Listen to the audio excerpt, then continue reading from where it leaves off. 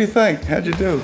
Man, just being consistent, really. You know, I talked to Coach Stoops, Coach White this week. You know, I just lost one of my best friends, so just dedicated to him, just being consistent and just playing with the edge. You know, just, man, just feel good to do this for sure. Coach said that, for JJ, Coach said that you and him and another staff member had a sit down, and then you come out and have this moment talking about on the field, this is, you know, your city. Just what's it mean to do this here in front of family and friends, and just after the ups and downs this year? First, I got to give it to God. You know, without His glory, none of this would have been possible. But just being consistent with it, you know, just keep putting my head down, keep working hard. And that talk, I needed it. You know, I was really going through a lot at the time. I'm still going through a lot, but just being consistent with it, just listening to Coach White, Coach Stoops, you know, just working my butt off. Follow up on that. You started the foundation here to help people, some of your players with mental health. And what's it mean to know, though, that your coaches were there for you in a time of kind of being down and out? Man, it mean a lot, man. You know, after losing my father, this man right here been a father to me. Open hands, inviting me to his house, you know. Just like his kids is like my little brothers, little sisters, you know. Just mean a lot, for real. I know, like, football, even if knock on wood, if football even over with, I know I can call him and call Stoops, and I would be good for sure. JJ, what was it like to walk off the field with Governor's Cup in hand in your home city? You know, just what was that moment like? Man, I really haven't really hit me yet. I gotta go back in there and celebrate with the guys, but it's a blessing, man. I can't believe it, man. Brett, resiliency, resolve has been just talked about ad nauseum. What was it like to see your defense really stand up there in the second half and get the stops you needed? Yeah, we talked about it at halftime. And, you know, we hadn't, you know, created a turnover yet. We hadn't had one in about a game and a half at that point. So, you know, we had that opportunity early on the first drive where it just popped out and it didn't quite, you know, it was just down. But we knew we needed to make something happen. And we talked about it even after they went down and they scored in the second half, and we came together as a defense and we said, listen, this game's not over. Berrien goes and returns the kickoff, and we knew this thing was going to be a slugfest. And, you know, again, we talk about resilience and perseverance, and, you know, he's the model of it. Like, everything you go through in life, everything you go through in a football season, I mean, I was trying to hold back tears in the hallway after the game, just because you pour so much into this as a player, as a coach, you know, as a family in that locker room. People in that, if you're not in that locker room, you don't know. Everything that happens in JJ's life, in, you know, the families of Frederick Douglass, you know, those, like, that's real life. This is a game, and we understand the implications of the game. But we use the lessons that we learn out here. Good, bad, it doesn't matter. And then we try to apply that to our lives. And again, it's what makes me so proud as a coach to sit up here next to him. I'll be your wingman any day. And I'm going to miss him, you know.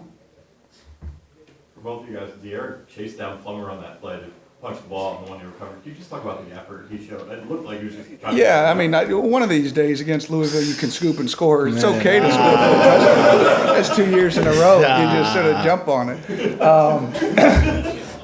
But he knew it would be better to have time, you know, let the offense run some time off the clock and then score a touchdown. So that was smart. See that heads up?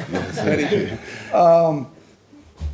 But no, I thought guys played with great strain, you know, all day. I don't think the tackling was our best, you know. But you know what? At the end of the day, it's about having more points than they have. And it was so awesome. We've been looking for complimentary football all year. And, you know, I think, listen, when the special teams were struggling, some on kickoff cover, boom, they hit a kickoff return.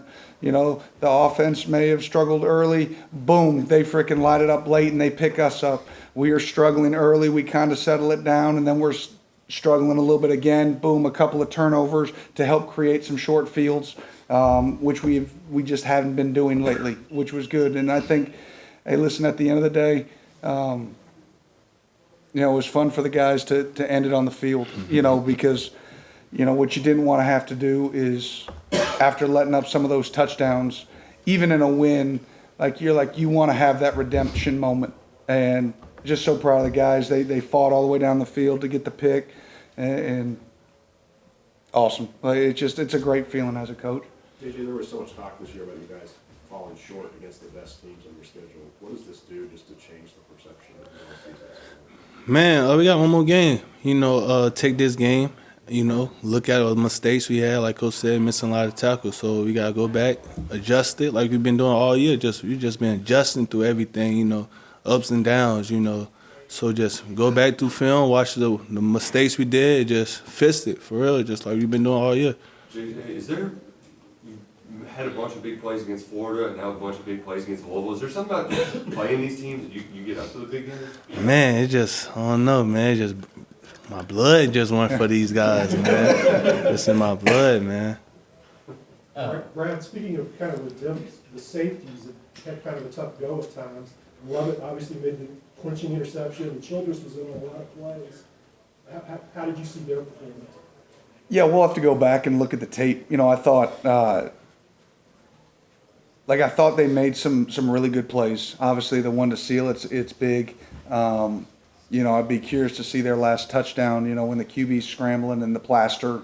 Who sort of lost the plaster on that. But again, and not to single any group out. Again, I think every group on this defense, including the coaches, have had ups and down moments all year. And they had ups and down moments in this game, players and coaches. But at the end of the day, we all came together, we rallied, and found a way. And that's what it's about, just finding a way. JJ, you kept Louisville's been known to have a lot of big plays, and they didn't have any big plays today. Anything in particular that y'all did to prevent that? Just trying to stop all the explosive plays. That's one of our main keys. Stop every explosive. When we stop every explosive, we do this, we win. So just stopping all the explosive plays. All right, thank you guys. We got Coach Cohen here.